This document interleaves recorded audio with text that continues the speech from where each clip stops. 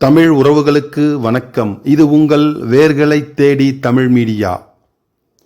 படிக்கும் திருப்புகழ் போற்றுவன் கூற்றுவன் பாசத்தினால் பிடிக்கும் பொழுது வந்து அஞ்சல் என்பாய் பெரும் பாம்பில் நின்று நடிக்கும் பிரான் மருகா கொடுஞ்சூரன் நடுங்க வெற்பை இடிக்கும் கலாப தனி மயில் ஏறும் ராவுத்தனே என்று அருணகிரியார் மயில் ஏறும் மாமுருகனை கந்தர் அலங்காரத்திலே பாடுகிறார். அந்த பாட்டை பற்றி இரண்டு முருக பக்தர்களிடையே ஒரு விவாதம்.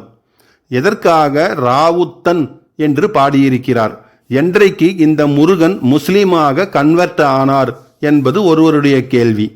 மற்றவரோ அப்படியெல்லாம் முருகனை முஸ்லீம் ஆக்கிவிடவில்லை அருணகிரியார்.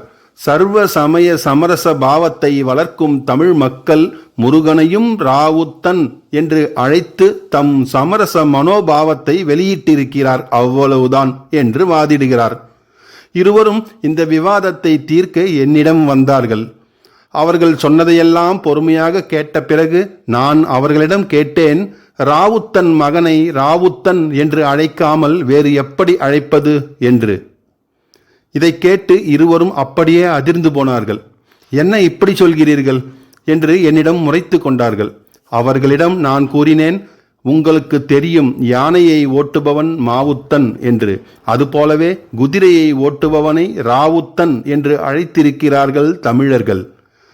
முதலாக தமிழகத்திற்கு அரேபியாவிலிருந்து முஸ்லீம்கள் குதிரைகளை ஓட்டி கொண்டு வந்தார்கள்.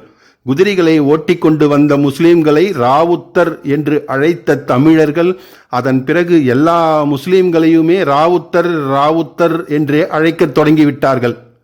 நாமெல்லாம் அறிந்த கதைதான். நமது சிவபெருமான் அன்று திருப்பெருந்துறையிலிருந்து மதுரைக்கு குதிரை ஓட்டி வந்தார் என்பது. அதுவும் நல்ல கச்சவட முறையில் நரிகளையெல்லாம் பரிகளாக்கி, அதாவது நரிகளையெல்லாம் குதிரைகளாக்கி, அந்த குதிரைகளையும் பாண்டிய மந்திரியாக குதிரை வாங்க வந்த மாணிக்க வாசகருக்காக மதுரைக்கு ஓட்டி வந்திருக்கிறார். குதிரையை ஓட்டி வந்த ராவுத்தர் சிவபெருமான். அந்த ராவுத்தர் மகன் முருகன். ராவுத்தர் மகன் ராவுத்தனாக இருப்பதில் வியப்பு இல்லை தானே என்று விளக்கம் கூறினேன். ஒத்துக்கொண்டார்கள் அந்த சைவ பெருமக்கள், முருக பக்தர்கள். எங்கே, எப்பொழுது, எதற்காக இந்த சிவபெருமான் ராவுத்தராக மாறினார் என்று தெரிந்து கொள்ள வேண்டும் என்றால் திருவிளையாடல் புராணத்தை ஒரு புரட்ட வேண்டும். இல்லையென்றால் திருப்பெருந்துறை திருக்கோவிலின் ஸ்தல வரலாற்றை ஒரு புரட்ட வேண்டும்.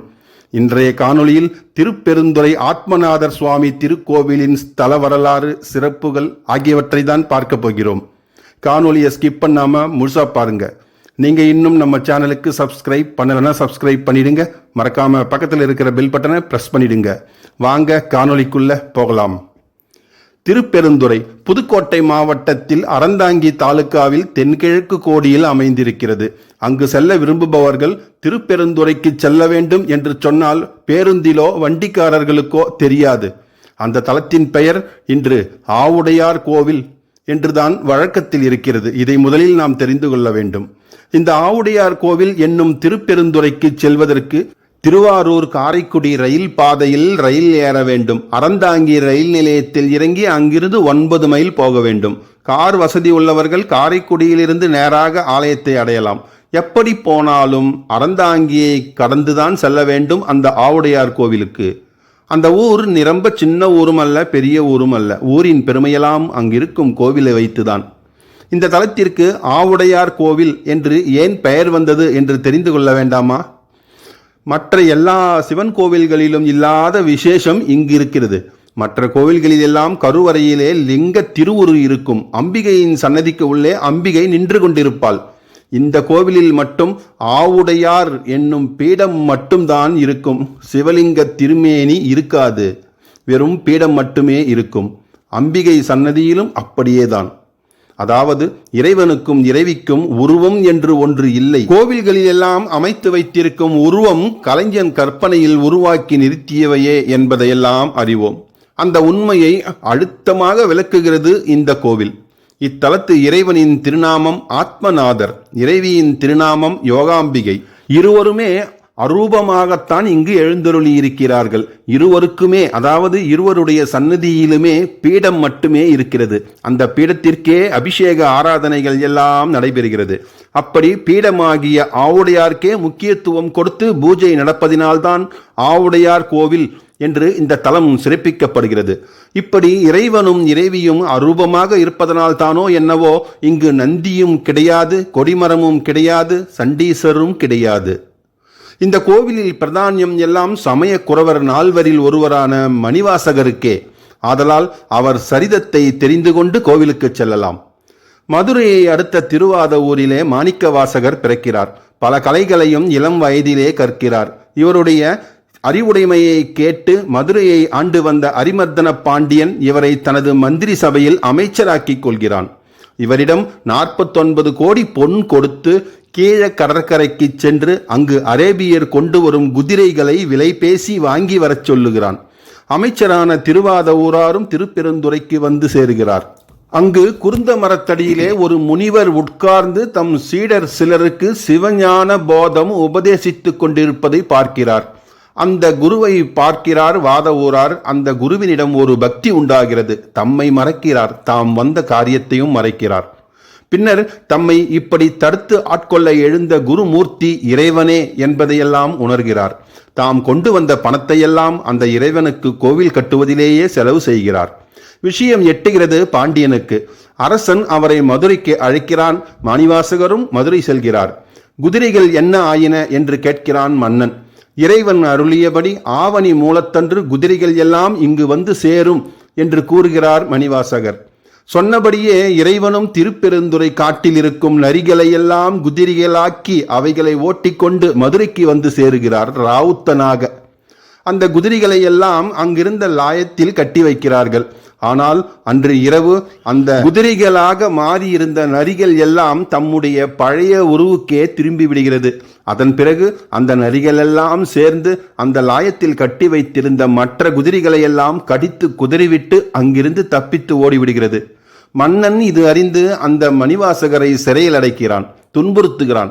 திரும்பவும் இறைவன் மண் சுமக்கும் கூலியாளாக வந்து மன்னனிடம் அடிபடுகிறான். இறுதியாக தமது திருக்கோலத்தையும் மன்னனுக்கு காட்டி அருள்கிறான்.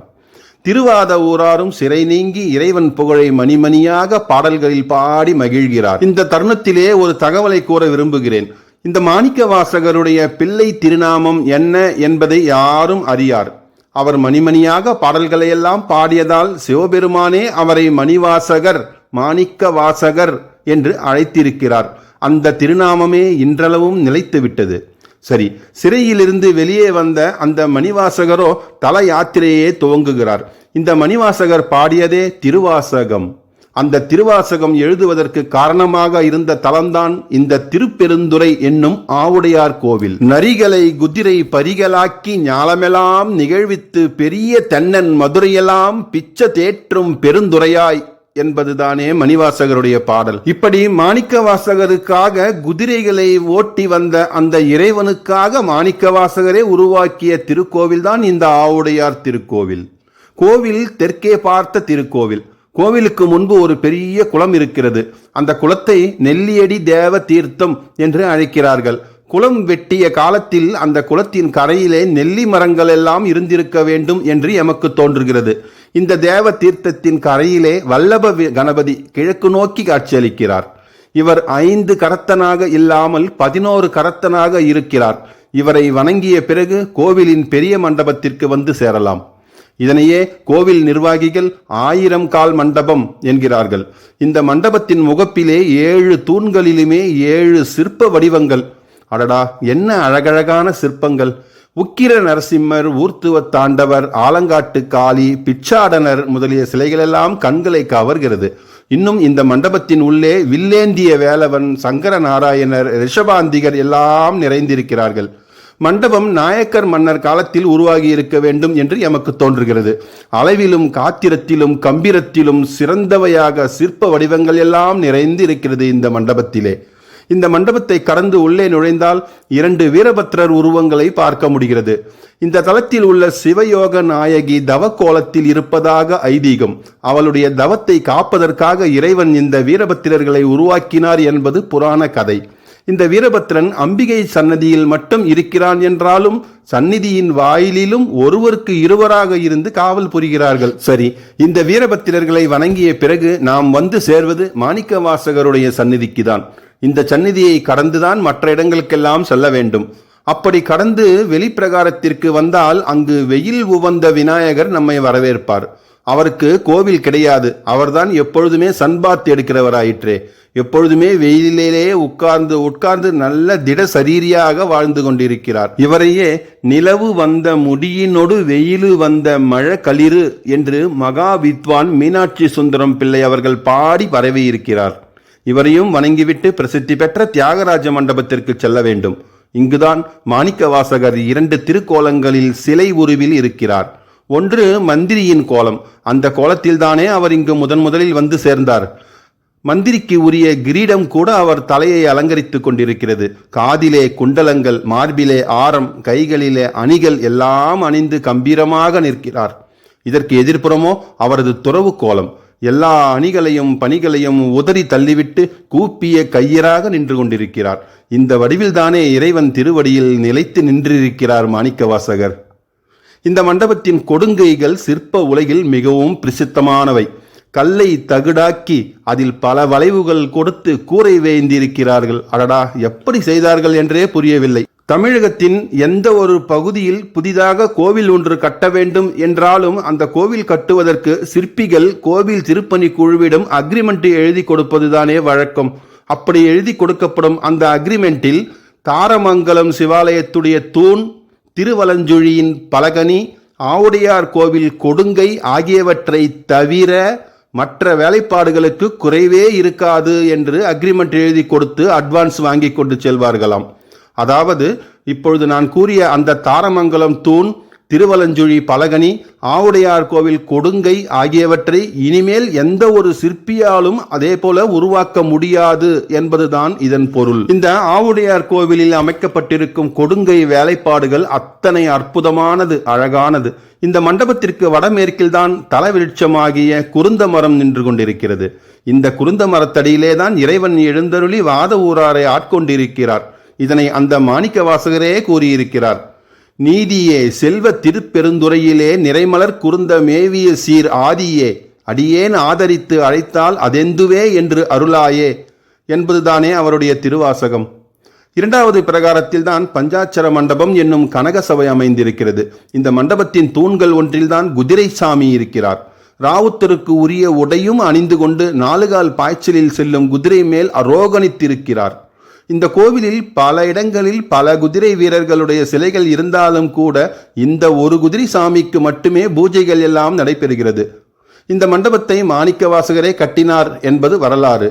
மண்டபத்தின் அமைப்பை பார்த்தால் மிகவும் பிந்திய காலத்தில் தான் கட்டியிருக்க வேண்டும். என்றாலும் இந்த கோவில் முழுவதையுமே மாணிக்க வாசகர் கட்டினார் என்று சொல்வதிலே பின்னால் கோவிலை விரிவாக்கியவர்கள் பெருமைப்பட்டிருக்கிறார்கள். இன்று இந்த கோவில் திருவாடுதுறை ஆதீனத்தார் ஆளுகையில் இருக்கிறது. இத்தனையும் பார்த்த பின்னரே தெற்கு நோக்கிய சுவாமி சன்னதியிலும் கிழக்கு நோக்கிய அம்பிகை சன்னதியிலும் சென்று வணங்க வேண்டும். மாணிக்க வாசகர் சன்னதிக்கு எதிரிலேதான் அம்பிகையின் சன்னதி அமைந்திருக்கிறது. அம்மன் சன்னதியை சுற்றி சலாகையெல்லாம் அடித்து சுவர் இருப்பதால் அந்த சுவரின் துவாரங்கள் வழியாகத்தான் கற்பூர ஆரத்தியை நம்மால் காண முடிகிறது. அம்பிகைக்கும் மாணிக்க வாசகருக்கும் ஏக காலத்தில் தீபாராதனைகள் எல்லாம் இங்கு நடைபெறுகிறது. அப்பொழுது மாணிக்க வாசகர் பாடிய திருவாசக பாடல்கள் எல்லாம் நமது ஞாபகத்திற்கு வரும். நெறியல்லா நெறிதன்னை நெறியாக நினைவேனை சிறு நெறிகள் சேராமே திருவருளே சேரும் வண்ணம் குறிவொன்றும் இல்லாத கூத்தன் தன் கூத்தை எனக்கு அறியும் வண்ணம் அருளியவாறு ஆர் பெறுவார் அச்சோவே. இதுதான் மாணிக்க வாசகருடைய திருவாசகம். நம்மையும் இந்த குறி ஒன்றும் இல்லாத, அதாவது ஆவுடை மட்டுமே இருக்கும் இந்த கூத்தனது கோவிலுக்கு அழைத்து வந்து அங்கிருக்கும் அற்புதங்களையெல்லாம் காண வைத்த இறைவன் திருவருளை வேந்து கொண்டே நாமும் வீடு திரும்பலாம். இனி இன்பம் பெருக்கி இருள் அகற்றி எஞ்சான்றும் துன்பம் தொடர்வறுத்து சோதியாய் அன்பு அமைத்து சிறார் பெருந்துரையான் தன்னுடைய சிந்தையே ஊராக கொண்டான் உவந்து என்ற திருவாசக பாடலே நமது நித்திய பிரார்த்தனையாக இருக்கலாம் தானே. இன்றைக்கு ஒரு வரலாற்று சிறப்பும் புராண பெருமையும் பெற்ற திருக்கோவில் பற்றிய தகவல்களை உங்களுக்கு வழங்கிய மகிழ்ச்சியில் விடைபெறுகிறேன். இந்த காணொளி உங்களுக்கு பிடித்திருந்தால் லைக் பண்ணுங்க, ஷேர் பண்ணுங்க, மறக்காம உங்கள் கருத்துக்களை கமெண்ட் பாக்ஸில் கமெண்ட் பண்ணுங்க. நன்றி, வணக்கம்.